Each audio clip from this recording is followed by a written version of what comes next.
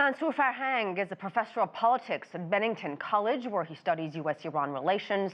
I spoke to him about the impact of the latest U.S. sanctions and the possibility of future negotiations. It is really the extension of the severe sanctions President Trump has imposed on Iran.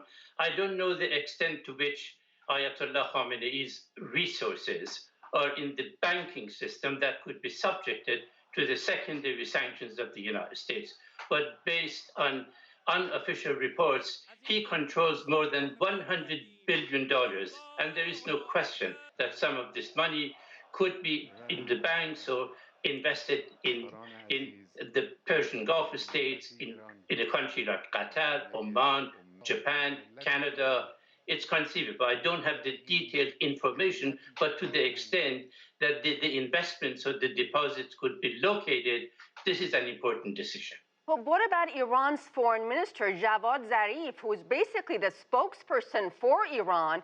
If, in fact, he is sanctioned, what does it mean for him and any future negotiations with the foreign minister? President Trump today, at the same time that expanded the sanctions, he emphasized his interest in diplomacy. If he is genuinely interested in diplomacy, the person who has been doing the diplomatic work in Iran and with an understanding of Western culture, particularly the United States, is Javad Zarif.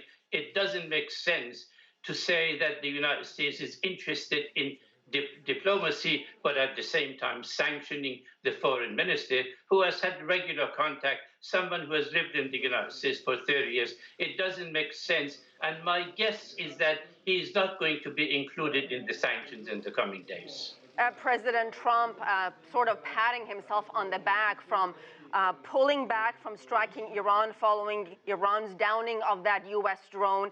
Does he in fact deserve some credit for not going through with this military strike? No question. Those of us who are opposed to if there is a war between the United States and Iran, it will inevitably be a regional war involving Saudi Arabia, United Arab Emirates, Kuwait, Israel, and of course, Iran will suffer more devastation than any other country, but it will be a war which will be extremely difficult to end, and it will not have a winner. And the real victims of the war will be the people in the region, millions and millions of refugees. Therefore, the decision, regardless of his motive and the rest of his behavior, it's a decision that was supported and approved by many critics of President Trump. Do you believe sanctions are in fact having that kind of impact? Are they changing anything in terms of Iran's behavior? Sanctions will not change the policies of the government. And if President Trump had received some advice from Iran specialists, people who know the nature and the practices of the Iranian theocracy over the past 4 years, he would have known that this kind of pressure is not going to bring Iran to the negotiating table. That is his policy. It doesn't have a strategy. It's a tactic that could lead to war. This confrontation between the United States and Iran has reached a point that it will either have to be negotiated, and the only way to negotiate if President Trump could suspend the sanctions, at least for a period of 3 to 6 months, and then give that incentive to the Iranians to come to the negotiating table. And in the absence of making that kind of concession, however temporary it might be, there is a real, genuine threat of war in the region. But is that really going to happen as long as John Bolton is in this administration?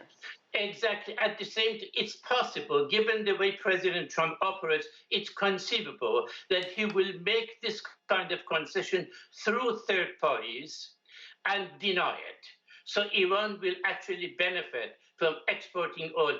It may well be that the initial, if negotiation is going to take place, initially it will be confidential and secretive, and it will become open and public only when the two sides decide that they are close to an agreement.